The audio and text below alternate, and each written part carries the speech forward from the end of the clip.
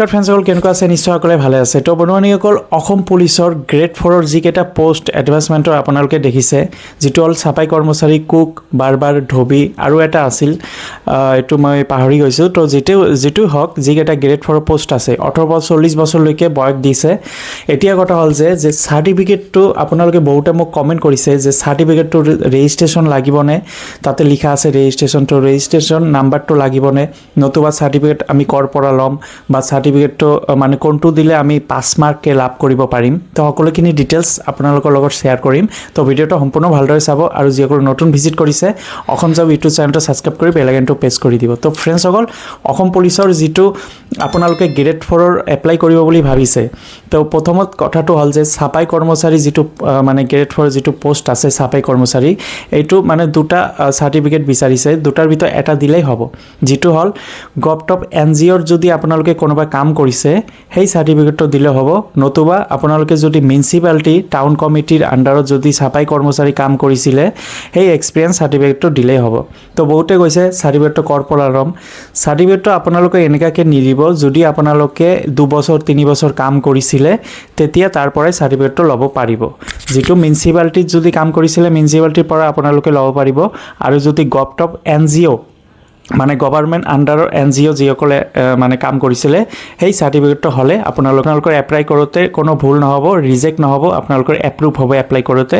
তো এই চাৰ্টিফিকেটটোই আপোনালোকক বিচাৰিছে, যিটো এডভাৰ্টাইজমেণ্টত দিয়া আছে। আপোনালোকে চাব, এডভাৰ্টাইজমেণ্টত এইটো লিখা আছে যে মিউনিচিপালিটি নতুবা গভটপ NGOৰ পৰা চাৰ্টিফিকেটটো ল'ব পাৰিব। তো বহুতে মানে কৈ আছে যে চাৰ্টিফিকেটটো ক'ৰ পৰা ল'ম। এনেকুৱাকৈ আপোনালোকে চাৰ্টিফিকেট নাপাব। আপোনালোকে যদি কাম কৰিছিলে 1 ইয়াৰ্ছ এক্সপিৰিয়েঞ্চ, তাৰ পৰাই চাৰ্টিফিকেটটো লৈ আপোনালোকে এপ্লাই কৰিব পাৰিব।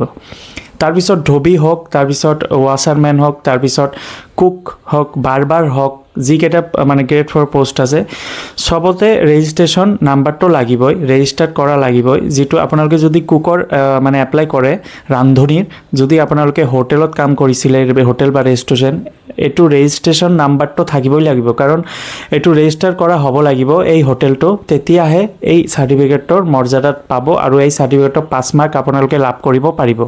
মানে কিছুমানে এনেই এপ্লাই কৰি আছে, এনেকুৱাকৈ নহ'ব। আপোনালোকে যদি কাম কৰিছিলে তেতিয়াহে আপোনালোকে এই চাৰ্টিফিকেটটো লৈ এপ্লাই কৰিব পাৰিব। মানে যদি কোনোবা হোটেলত কাম কৰিছিলে ৰেজিষ্টাৰ কৰা হোটেল হ'ব লাগিব, আৰু ৰেজিষ্ট্ৰেশ্যন নাম্বাৰ থাকিব লাগিব, তাতে এডভাৰ্টাইজমেণ্টত দিয়াই আছে। যদি আপোনালোকৰ 1 ইয়াৰ্ছ এক্সপিৰিয়েঞ্চ আছে এই কুকৰ মানে ৰান্ধনীৰ, তেতিয়াহ'লে চাৰ্টিফিকেটটো লৈ আপোনালোকে এপ্লাই কৰি দিয়ক। এইটোৱে। আৰু বাৰ্বাৰ হওক, ধোবী হওক, ছেম একে পদ্ধতি। যদি আপোনালোকে কাম কৰিছিলে, যদি এই কামৰ এক্সপিৰিয়েঞ্চ আছে, তেতিয়াহে আপোনালোকে য'তে কাম কৰিছিলে তাৰ পৰা চাৰ্টিফিকেটটো লৈ আপোনাৰ অনলাইনত এপ্লাই কৰি দিব পাৰে। তো ফ্ৰেণ্ডসকল, কুক, বাৰ্বাৰ, ধোবী এইটো মানে গ্ৰেড 4ৰ পোষ্ট হয় এইবিলাক।